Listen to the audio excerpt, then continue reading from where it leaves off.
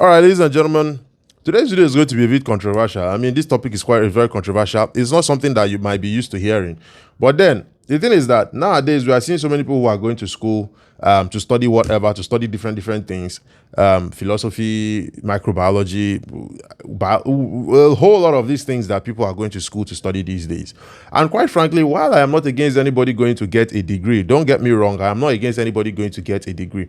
But if you are going to get a degree, you have to make sure that the degree you are getting is something that has a relevance in your life, something that puts you in a position to be able to earn an income, because that's the original reason why you're going there. You're not going to get a certificate to go to NYSC. You know, you wear the NYSC cloth, you say, oh, I've graduated from school. That's not the reason why you're going to get a degree. The reason you're going to get a degree is for it to serve as a meal ticket. And in the modern era, the most important and most powerful things you can have is a skill. So the question is, the degree that you are going to get, what skill does it confer on you? So now, if you're not going to school to study medicine or anything in the medical sciences, or you're going to study accounting, and not just get an accounting degree. An accounting degree, if you're not chartered, it's virtually like, I mean, I don't even know, it's just like every other degree. It's not professional. But if you're chartered, yes, you become a professional.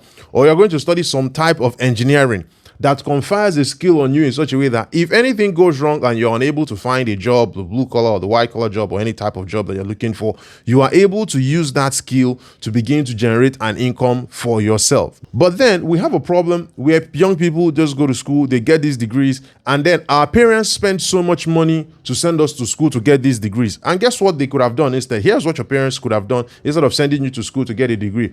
Now, you could start a business. Or first of all, you could go learn how to do a business. And when you learn how to do a business or you learn a particular skill, your parents will take that money. Instead of using that money to inject into you to go to school to go and get a degree, where resources are now scarce, you take that money and you begin to put into your personal business.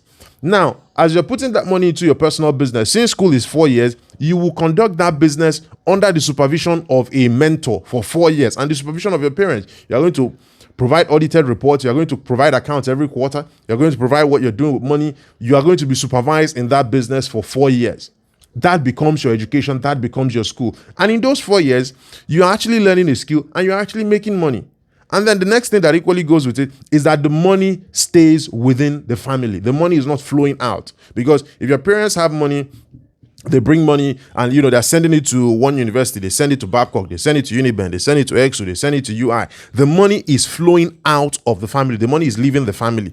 But if you are taking that money and you are invested in your child who has a certain idea, or you are investing in your child who is doing a certain business, the money is circulating within the family. The money is still within the family. It has not gone out. But then it is flowing from the older generation and going into the younger generation that has a different idea, that has better ideas, that even have energy to pursue those ideas. So basically, you're just transferring wealth from yourself down to your offspring, and you're just observing and watching the supervision, and you're watching how things turn out. Trust me, if you apply this or if you follow this process, it is going to be a game changer for you. I know it's easy for you to say, oh, someone like you're talking, you're a graduate. Trust me, I studied accounting till date. I haven't gone to collect my certificate. I don't even know what my final CGPA is. I'm telling you for free. So, what I will tell you is learn a skill, start a business. As you start that business, the people that are supposed to send you money to go to school, let them send you money and put that money into your business while they supervise you along with themselves. And of course, a mentor that actually has an idea